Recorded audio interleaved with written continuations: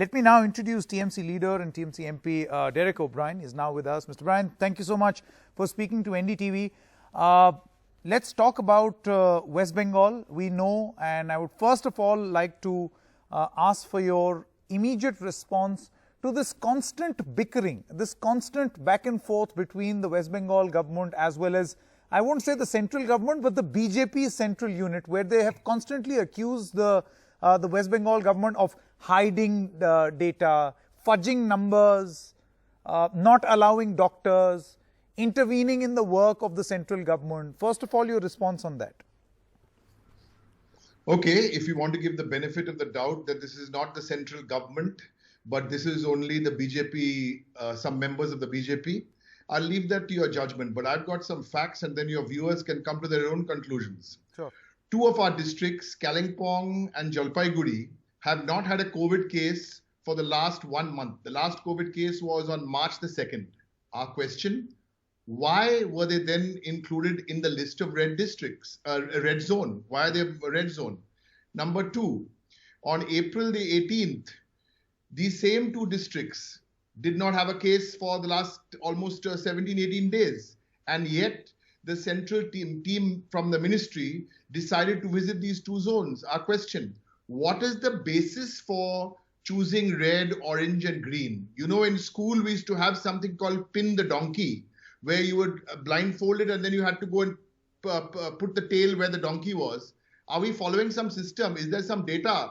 Is there some scientific evidence? Is there some numbers which they have? What is the basis? What are the parameters? But do we expect some selection like that? Because after all, a 21-day lockdown was announced with a 4-hour lead time. Trinamool and Mamata Banerjee's West Bengal government have been flying this from March the 5th.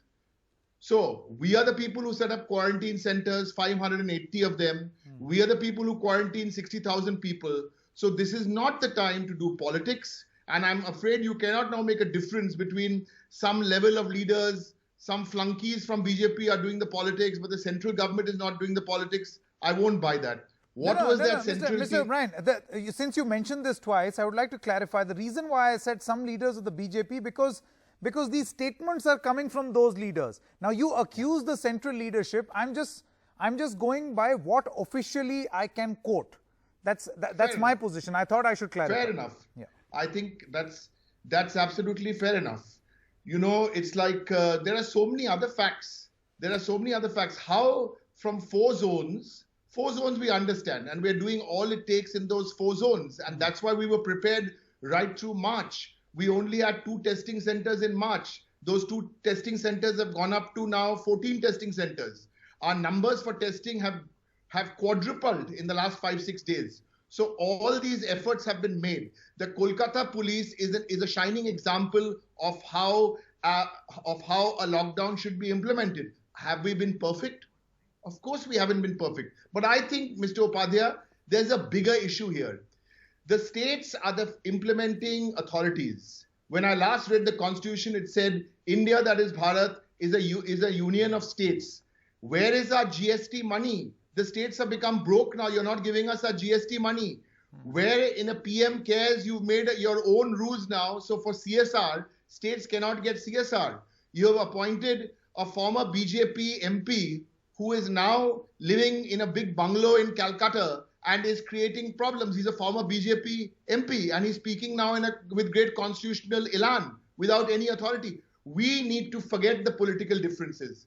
You tell us, we will work with you, shoulder to shoulder, because we don't have politics as a priority. Our priority is number 1. We need to fix this together. Okay. And in the winter, we'll have enough time to do the politics. But this kind of politics, as I said, I've given you the facts. Why did you send faulty testing kits? Why did you send the interministerial team in the middle of all this? But leave that. My basic question now is, how did Bengal get 10 red zone districts? What is the reason? I've given you the facts in 3 more districts. Murshidabad, Malda and Mednipur. In those 3 districts, we've had 2 cases in the last 1 month.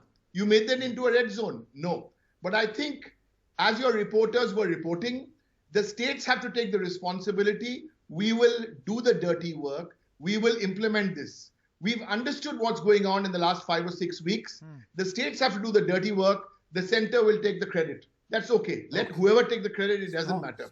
By the way, let me make another very important point to you. Sure. Not only are there statements coming from the lackeys of the BJP, because you don't want to call them the central leadership, fair enough. But what is happening is they've resorted to their old game, which is the WhatsApp forward. So I'll request everybody to believe half of what you see and nothing of what you hear, not only in Bengal, but everywhere else, because there's a difference between the reality on the ground.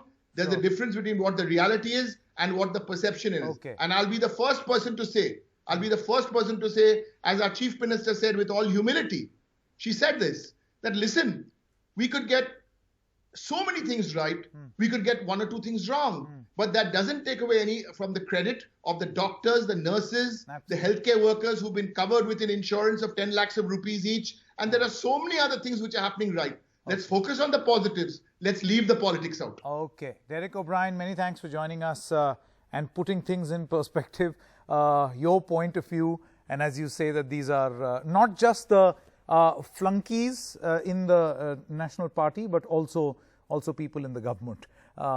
Let's see what response I get from them. Thank you so much.